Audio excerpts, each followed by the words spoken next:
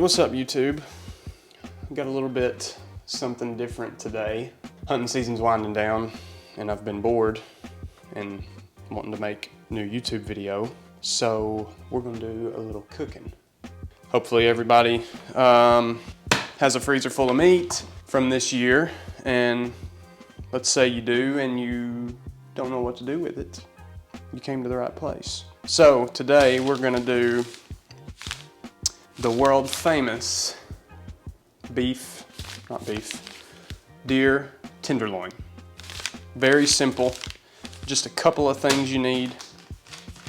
Tenderloin, obviously. A good cooking oil. I've got some avocado oil here. I'm also gonna use some butter. A nice seasoned cast iron skillet. We love cast iron. And this one's gonna be a little bit contentious probably. Most people when they make tenderloin, they'll just go with traditional salt and pepper. I normally would too, but I'm picky with salt. I don't like to use like really fine salt on red meat and steaks and things like that. I like it to be a little more coarse or a little more flaky, a little more chunky. And the one, I normally don't use these seasonings, but I found one that I really like. It's the Blackstone steakhouse seasoning. I love the Blackstone stuff. And I mean, the ingredients are, it's basically just salt and dried garlic and onion, but it's got a nice flaky consistency to it that I like, that I think gives a little bit better crust when you're cooking stuff, when you're trying to get a good sear. So that's what we're gonna go with today. Focus. All right, first step when you're cooking really any meat at all, but especially with stuff like tenderloins, if you're cooking steaks, you know, you're cooking burgers, whatever, really any meat. You don't want to cook meat fresh out of the fridge. You gotta set it out at least a half hour, 45 minutes or so. That's loud. Half hour, 45 minutes, an hour before you get ready to cook it. If you don't do that, if you try to cook meat cold, you'll end up burning the outside, but you're not really able to get the middle up to temperature because it's so cold in the middle. With these tenderloins, I mean, most people know deer tenderloins are pretty thin, so it doesn't matter quite as much, but just a good rule of thumb, anytime you're cooking meat, you'll notice it a lot with like burgers. If you take ground beef out and you make burger patties, keep it real cold, and you throw it on the grill, make a thick burger patty, you can't get that burger. It stays raw in the middle. You just can't get it done. So great rule of thumb, set your meat out a good half hour before you're getting ready to cook.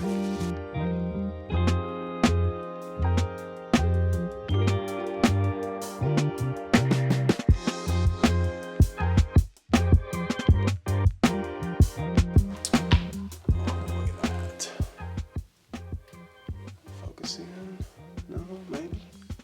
All right, got the cast iron heating up. First thing you want to do with any type of steak is get that moisture off. Less moisture equals better sear, always. So get those things good and dry. You can just pat them off with a paper towel. We want to get these things good and dry because we want a nice crust. These are thin. It's going to be a pretty quick sear. It won't take these long at all to cook. Next step, this one you don't have to do. I like to do it. I think it helps with the seasoning a little bit. Get you a little bit of seasoning. You can do it with your hands. You can do it with one of these little brushes, whatever. This is what you'll call a binder. This is just a little layer of something you're gonna put on the meat to help the seasoning kind of stick to it a little better. So I'm just gonna put my finger over that and put a little bit of oil on there. Just a little bit, just a touch, just a little touch.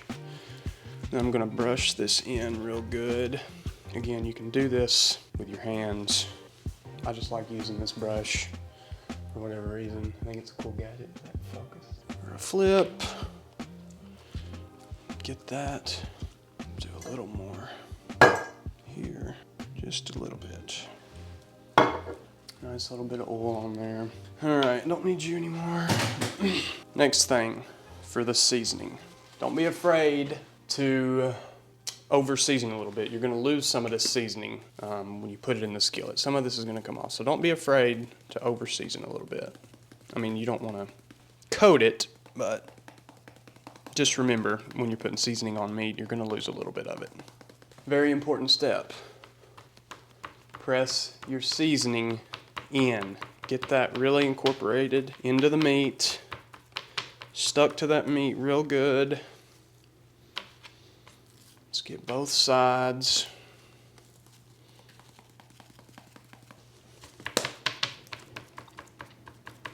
That's stuck in there nice. All right, let's look at this. Hang on. All right. Nice and seasoned. It's gonna be good stuff, old son. Yeah. All right. All right, I'm gonna try to get you in here tight. Very important step. Oil first. I might have gotten this pan a little bit too hot. Oil first and then butter. Putting oil in the pan first will keep your butter from burning and turning brown. We love butter. We cook with butter. Get some of that butter in there. Let's go a little more.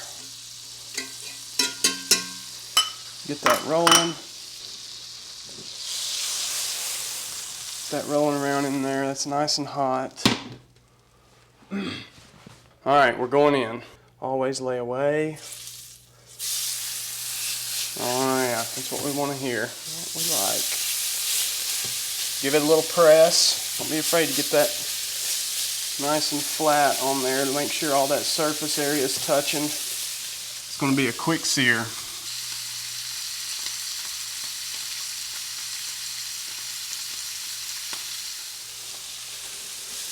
So what I like to do is, when you see this little gray, or actually an even better, usually with red meat when you're cooking on a cast iron or something, if you try to lift it up and it's sticking, that means it's not ready.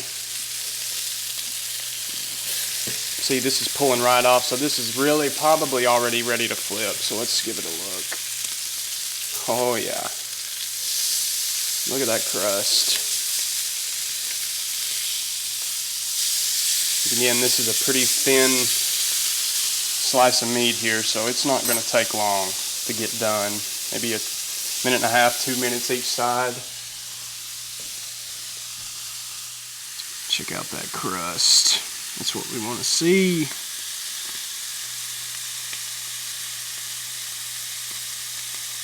Beautiful.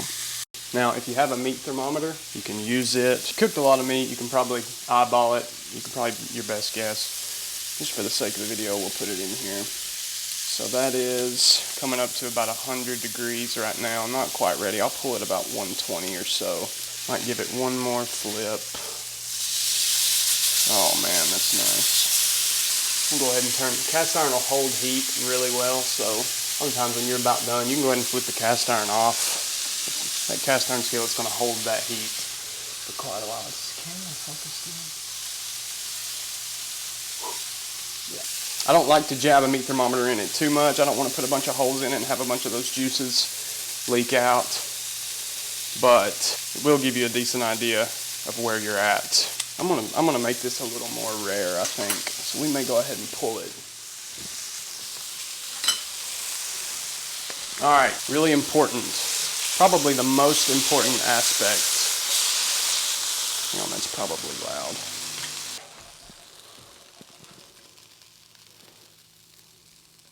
One of the most important aspects, you're making red meat, any type of steak, you gotta let it rest. At least 10 minutes. At least 10 minutes. Red meat is like a sponge. When you squeeze it up, you squeeze it real tight, right? And it tenses up when it's hot, when it's cooked at a high heat. You gotta let it rest, come down to temp, and let that meat relax. And you'll see on the cutting board, the juices will come out like you've squeezed a sponge, but then once you let it relax, it'll pull some of those juices back in. So you gotta let it rest. You can even go as far as taking a little bit of aluminum foil and covering it up and letting it rest. But no matter what, No matter what red meat you're cooking, always remember, most important step, let it rest. I mean, it doesn't get much better than that. All right, we're rested up. Let's see what they look like. See if I did it right. Oh, come on now. Are you kidding me? Are you kidding me? Are you kidding me? Look at that. Come on now. Come on now. It don't get better. I'm dripping everywhere. All right, I'm gonna get into this. I have a little bonus for you. If you've never heard of this little bad boy right here, it's called Cowboy candy, also known as Candied Jalapeños. If you want a life-changing experience with your steaks, with your deer meat, elk meat, whatever it is you have, get you some Cowboy candy. You can buy it at, you probably find it at a local farmer's market. Sometimes it's at the grocery store. If you can't find it, it's very easy to make on your own. 15, 20 jalapenos, some apple cider vinegar, some sugar. Put about a cup to a cup and a half of sugar, about a half a bottle to a bottle of apple cider vinegar in a saucepan. Bring it to a boil. Dice your jalapenos up and throw them in there and boil them in there for 10, 15 minutes until they start to turn brown. Drain them out, put them in a mason jar, and thank me later.